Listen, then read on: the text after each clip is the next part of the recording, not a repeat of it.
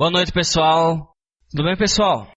Vamos baixar nossa cabeça, então, antes de começar essa nossa reflexão de hoje, para que a gente possa estar se concentrando naquilo que Deus quer falar.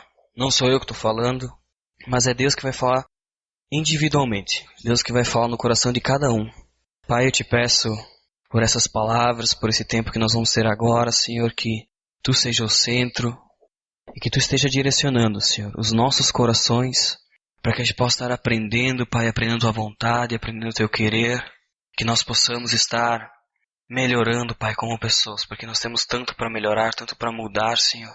Eu te peço que Teu Santo Espírito esteja falando diretamente Teu coração de cada um aqui hoje, Senhor. É em nome do Teu Filho Jesus que eu oro. Amém. Amém.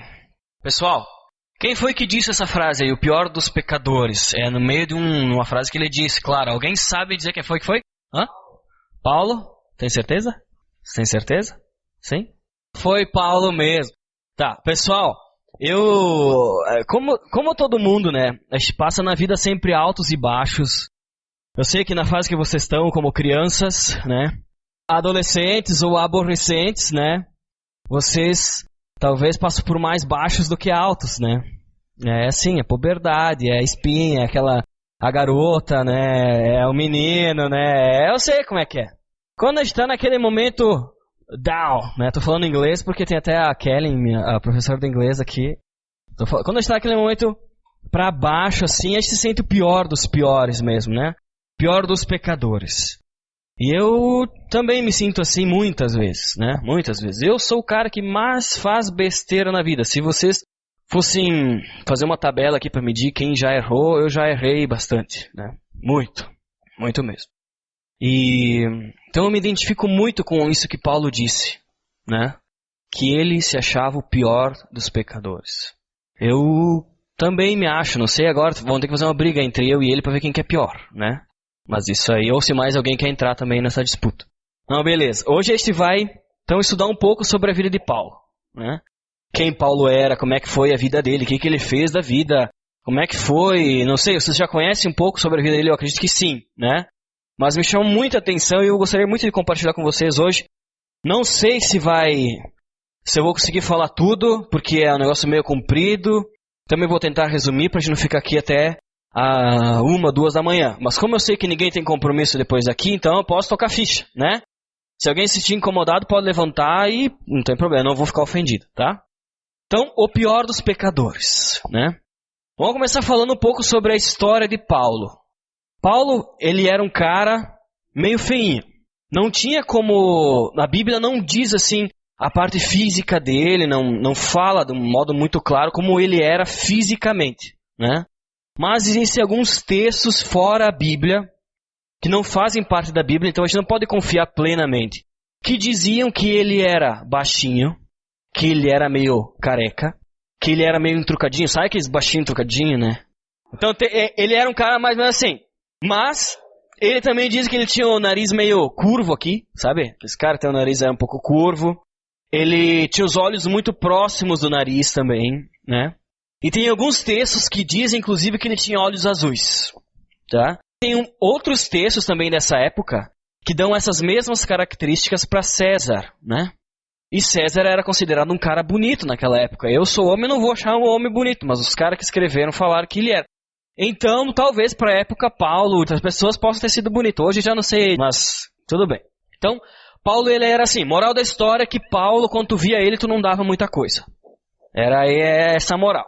Tanto que, se a gente abrir em 2 Coríntios 10, se vocês quiserem abrir para conferir, diz assim, ó, porque as suas cartas dizem, são graves e fortes, mas a presença do corpo é fraca e a palavra é desprezível. Isso quer dizer o quê? Sabe quando eu escutei isso que é uma coisa bem legal, porque assim, há um tempo atrás, quando existia só dupla sertaneja, que não se ia muito na TV, não tinha internet, não tinha nada, as duplas sertanejas faziam muito sucesso. E os caras eram considerados assim, os caras bonitão do negócio. Claro, o pessoal só escutava a voz deles, né? Ninguém via. Foi que nem o Rio Negro e Solimões, acho que é o cara altinho e o cara pequeno, né? Quando eles começaram era aquele negócio, tu só escutava a voz, que voz bonita, né? Mas depois que foram começar a ver o cara, né, um cara gigante, outro cara pequeno, começou a ficar meio feio. Para Paulo era assim, as palavras que ele escrevia, aquilo que ele dizia e mandava para o pessoal era algo muito forte. Então, imagina ele falando sobre ele mesmo, que ele era o pior dos pecadores. Então, o pessoal dava muito crédito e ouvia muito aquilo que lia e que ouvia dele. Mas quando olhava para ele, não dava 5 pila, né? Não dava. Então, Paulo, ele era um cara assim. Também a cidadania de Paulo. Paulo, ele falava que ele se apresentava como Paulo de... Vocês lembram? Alguém estudou isso já? Falava que ele era... Eu sou Paulo de Tarso. Alguém já ouviu isso, né? Tarso é uma cidade, a cidade de onde que ele veio.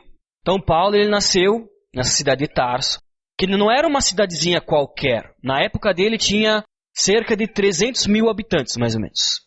Então era maior que Bento, convenhamos. Isso, tipo, mais de 2.000 anos atrás. Era um baita de um lugar, né? Então não era qualquer coisa. Também Paulo, ele era romano. Então ele tinha essas duas nacionalidades. Ele pertencia a Tarso, que hoje faz parte da Turquia, ali no mar Mediterrâneo, celular. E depois, ele também era cidadão romano.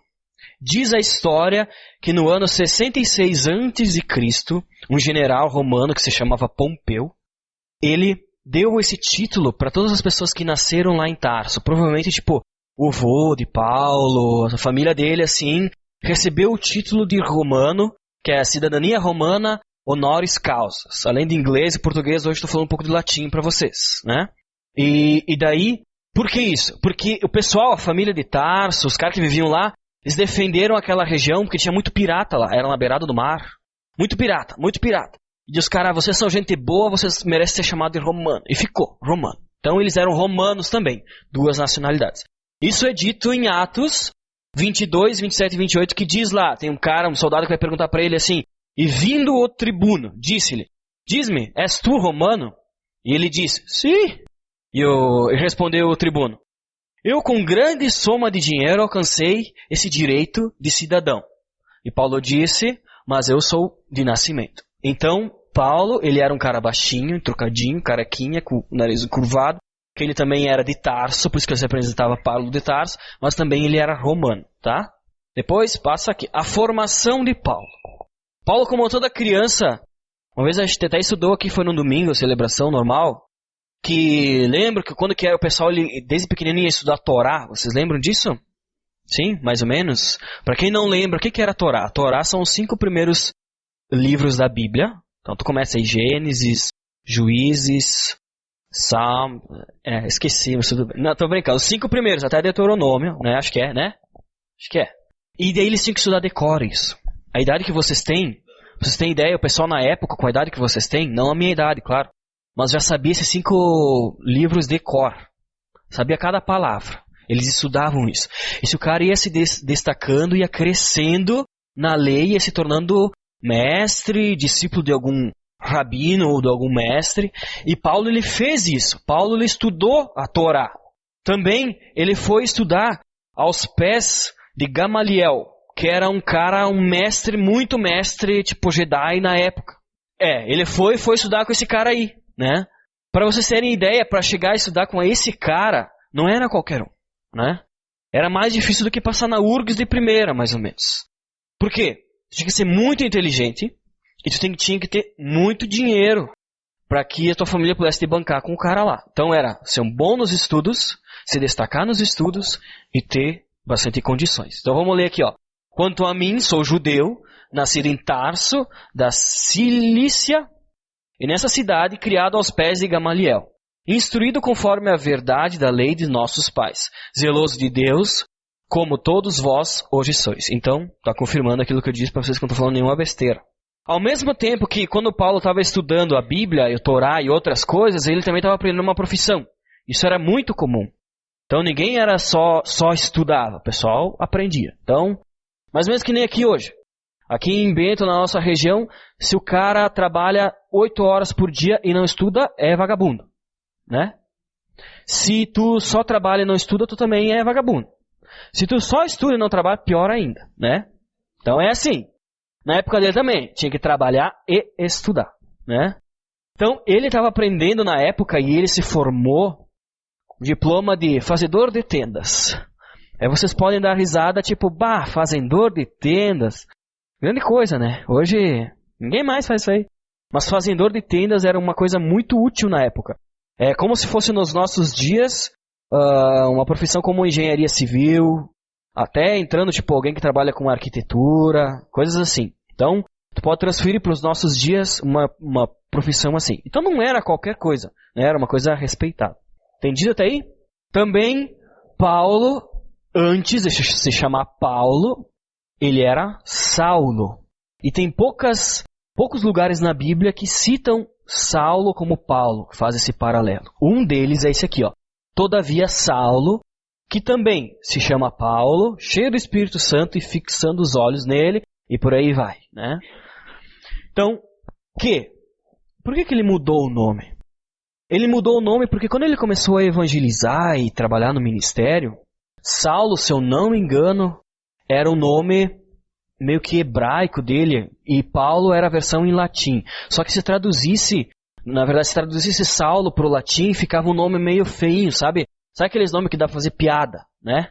Então não ia ficar muito legal porque ele ia falar com as pessoas assim, os caras ficavam rindo dele, sei lá. Não vou dizer nome porque tem muitos nomes aqui, eu posso ofender alguém, né? Então, mas não era o nome mais bonito do mundo, digamos assim, né? A mãe dele gostava, mas o resto não. Então ele decidiu mudar o nome. Isso é uma das coisas. Outra possibilidade também é que ele mudou de Saulo para Paulo, porque Paulo no latim significa pequeno, ou significa pouco. Então, quem conhece alguém chamado Paulo, levanta a mão para mim. Nossa, todo mundo conhece. Então, o significado de Paulo significa isso aí. Pequeno ou pouco. A gente não sabe se ele estava querendo falar da condição de vida, tipo, espiritual, depois que ele se converteu. Então, ele já era um cara muito humilde de natureza, ele disse, eu sou pouco, eu sou pequeno, e botou o nome dele disso. Ou se ele botou por causa da estatura dele, coisas assim, pela parte física. Mas é algo muito, muito natural as pessoas mudarem de nome depois que tem um encontro com Deus, que se convertem. Tipo, Deus muda o nome das pessoas. Isso acontece na Bíblia algumas vezes. Então era algo pouco comum. Entendido até aí? Pessoal, vocês têm tempo? Dá pra nós ver uns filmes? Juliver, coloca pra nós aí. A gente vai assistir um pouco sobre a vida de Paulo. Vocês vão poder enxergar. Antes que o Juliver coloque, eu vou comentar algumas coisinhas que aparecem no filme, que é assim, o começo do ministério de Paulo. Então a gente viu a história dele, como ele era fisicamente, a gente viu a formação dele, a gente viu onde que ele morava, a cidadania dele, a gente viu, mas o que a gente viu? Que ele mudou de nome. Tudo isso aconteceu. Só que Paulo, ele era um cara defensor da lei, defensor daquilo que ele acreditava que Deus dizia, né? Então ele não era um cara cristão, ele era um cara que convivia com todo aquele pessoal que estava seguindo a Jesus, mas ele era um cara completamente contra. Paulo, ele perseguia os cristãos. Paulo era um cara mau, né? Então, a partir de agora, a gente vai começar a ver a transformação na vida de Paulo. Daquele baixinho careca, né? Feinho. A gente vai começar a ver a transformação de vida dele, tá? Pode pôr, Júlio. O que aconteceu ali? Aquele que estava ali, que foi apedrejado, era Estevão. Né? Que a Bíblia fala, ele era Estevão. Aqui, ó, quer ver? Depois vamos continuar um pouco que estava interessante. Pode mandar vir as pipoquinhas. Agora não passa mais, Júlio. Uhum. Então aquele que estava lá era Estevão, que estava sendo apedrejado. Né? Jesus já tinha ressuscitado, e os discípulos e essas pessoas estavam evangelizando. E um cara, Estevão, passou na frente de Paulo. E Paulo, mentira, né? Que ele defendia outra coisa. E daí ele mandou os caras apedrejarem, né? Matou o cara. Imagina levar uma pedrada daquelas, não deve ser fácil, né? Não deve ser fácil. Aí, o que aconteceu? Nenhum judeu... Posso passar? Aqui.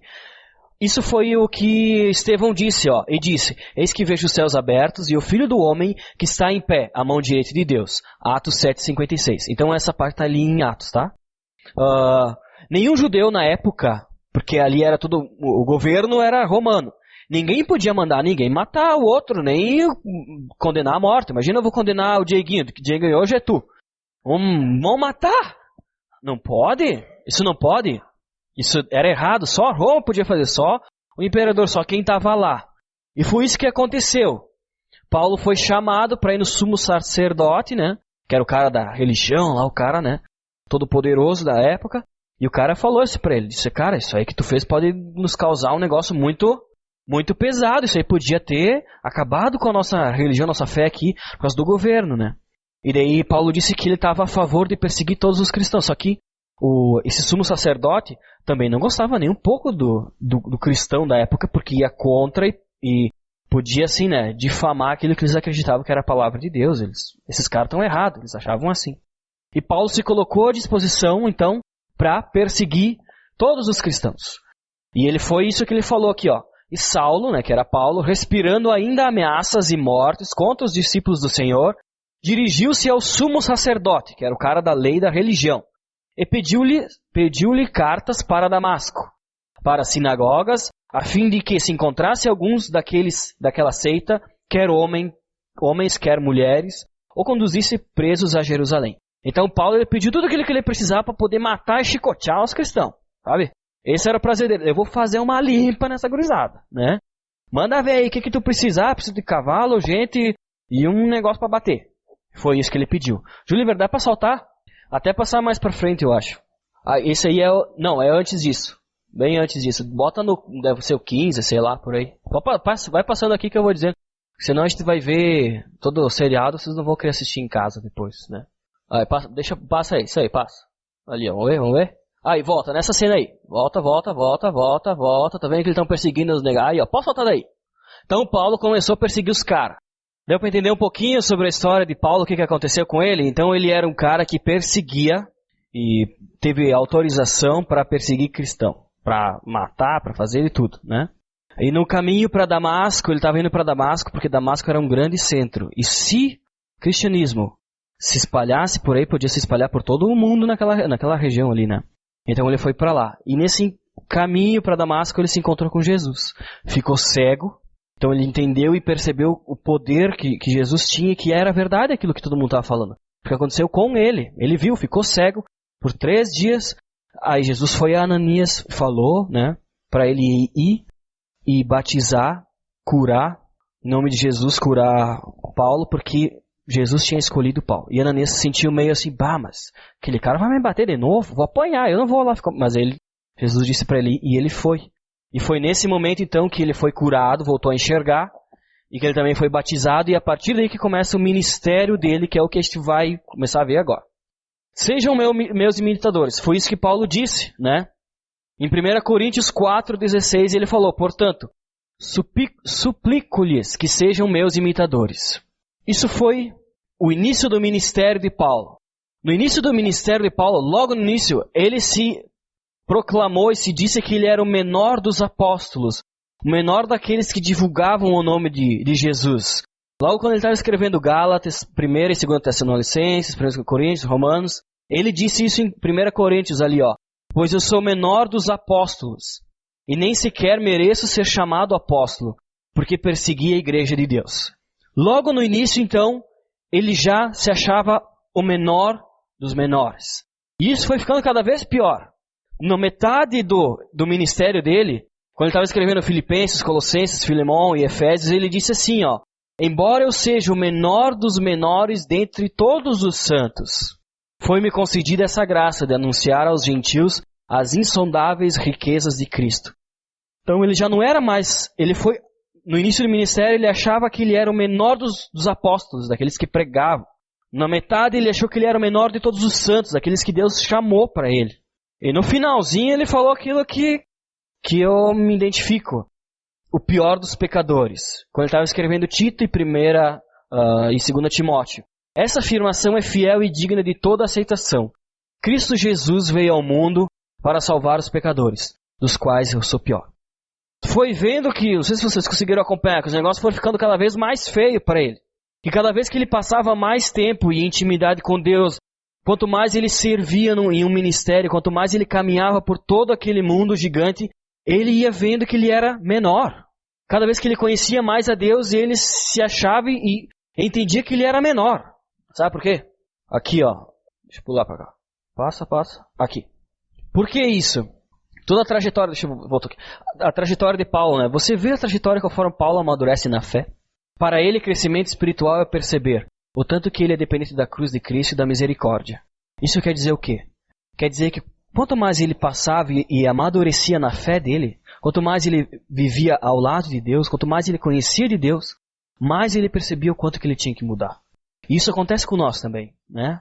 Quanto mais perto de Deus a gente está, mais a gente vê que este é o quanto ruim nós somos, quanto pecadores nós somos, né? Por que isso acontece? Tá vendo que tem 2 círculos aqui? O primeiro que está lá é Paulo. A parte branca que está ali, a gente pode dizer, simboliza o desconhecido. Então tu imagina que toda aquela área branca que está ali, ó, tudo isso é desconhecido. Tu vê como Paulo ele é maior, como o círculo dele é maior. E tem uma borda cinza mais forte ali, né? Isso significa uma ilustração bem fácil de entender por quê. Paulo, como ele é maior, ele tem uma borda maior, o contato que ele tem com o desconhecido é muito maior do que uma outra pessoa que está do lado, né? Então, quanto mais Paulo crescia, mais o contato que ele tinha com o desconhecido, com a parte branca, aumentava. Vocês conseguem me entender? Sim? É muito difícil? Ao contrário de uma pessoa aqui do lado pequenininha, que o círculo dela é bem pequenininho. Então o contato que ela tem com o mundo, com a parte branca, é pouco, não é tanto. Por isso que as pessoas na idade de vocês, os aborrecentes, acham que sabem tudo da vida. Entendeu? Por que a gente fica dizendo que os adolescentes sabem tudo, que ficam rebeldes, que eu sei, eu cuido da minha vida, eu faço o que eu quiser, né? Por quê? Que na verdade conhece muito pouco, né? Na verdade não sabe nada.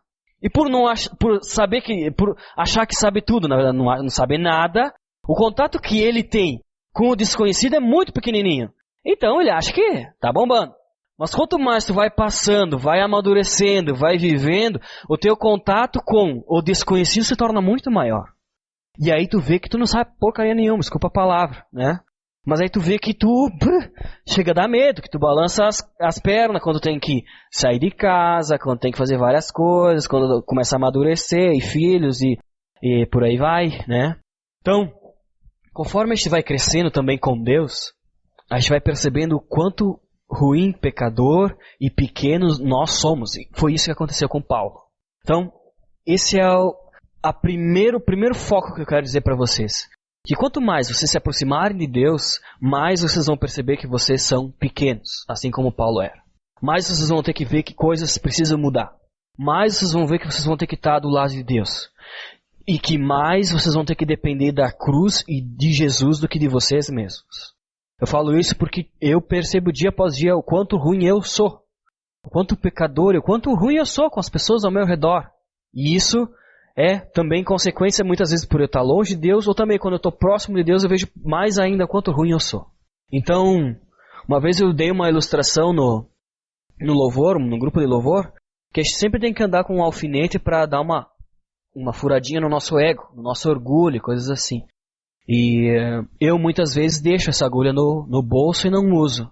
Vocês também têm que começar a andar com uma agulha no lado, junto com vocês, para sempre que vocês acharem que vocês são bom mesmo, pegar e dar uma furada para ficar pequenininha, para ver que vocês não são nada ainda, né? Então, isso que acontece.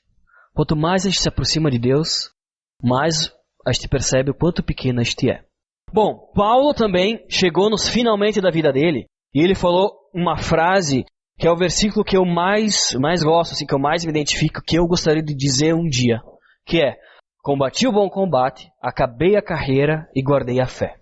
Então Paulo, ele foi um cara que viveu a vida dele toda no ministério, entendendo que ele precisava crescer, entendendo a Cristo, servindo, fazendo muita coisa que a gente vai ver o que ele fez.